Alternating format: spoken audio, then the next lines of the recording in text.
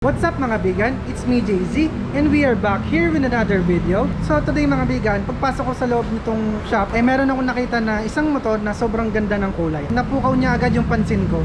Samahan niyo akong i-review yung specs, features and appearance ng TMX 125 Alpha. Alright, let's go!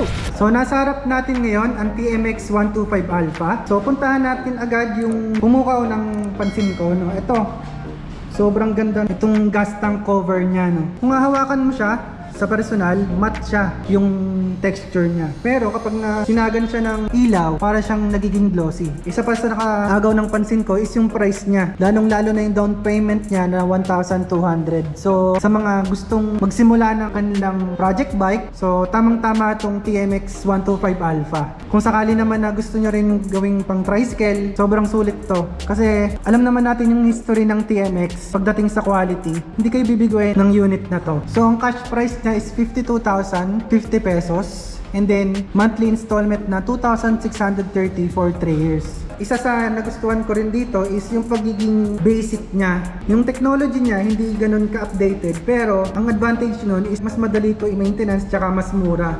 Kasi hindi ganun ka-komplikado yung technology na nandito. And then, air-cooled pa to, no? Tapos carb type. Isa pa sa nagugustuhan ko sa manual na motor, kita mo agad yung sira niya. Hindi tulad kapag automatic, hindi mo kita, nasa loob, lalo yung transmission niya nasa loob.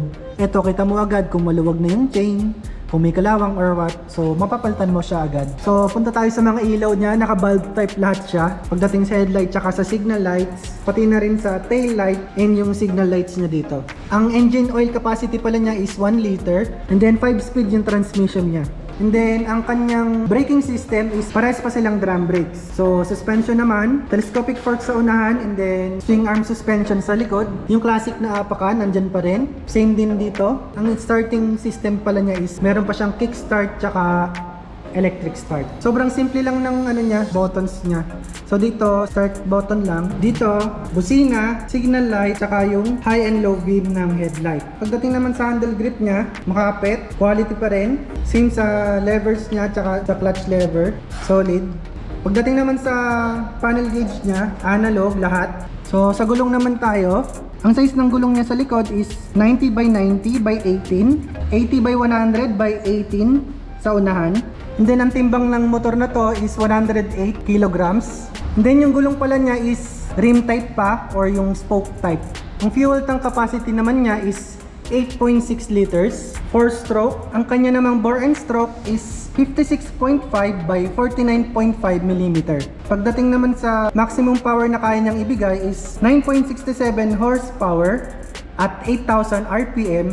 And ang kanyang maximum torque naman is 9.36 Nm at 6,500 RPM. Ang seat height naman nito is 771 mm. And then ground clearance 163 mm.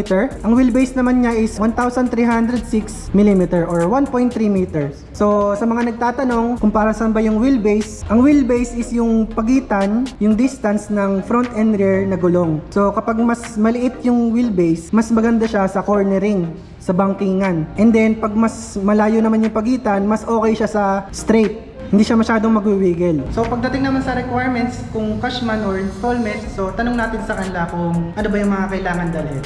Tara, let's go. So nandito tayo with Sir Ian. Sir, ano po yung mga requirements natin pagdating sa cash or installment?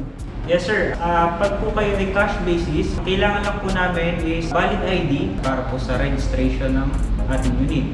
Then pag installment po, kung kayo po ay employed, kailangan lang po natin ng 1 month latest payslip. Or kung wala po kayong payslip, pwede po ang COE with attached compensation. Kasabay po nun yung ating valid IDs, 2x2 picture, then Meralco bill. Or any proof of billing po, pwedeng internet connection bill, water bill.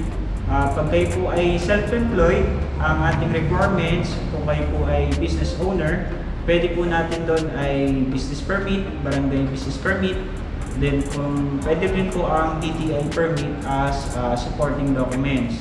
Then kagaya lang din po sa employed, valid IDs, 2x2 picture, then Meralco bill. Then kung kayo po ay remittance slip for 2 months. Then dalawang valid IDs din po ulit, 2x2 picture, then any proof of billing po. Then in-invite po namin kayo na puntahan niyo po kami dito sa aming branch sa Calamba. Then, pwede rin po tayo mag-apply online. So, search nyo lamang po ang Motortrade Calamba Cluster.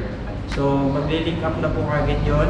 Then, pwede po tayo doon mag-inquire. So, assist po namin kayo sa mga questions nyo.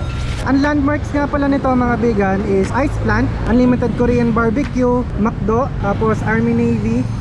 And then yung casa mismo is nandito sa HK Building. Tapos may China Bank, may Pro Life and Spa sa taas. So again, thank you sa pag-accommodate sa akin. Sa Honda Motortrade lang, kay Sir Ian, kay Ma'am Jonah, kay Ma'am Sandra, tsaka kay Sir Edward. So yun.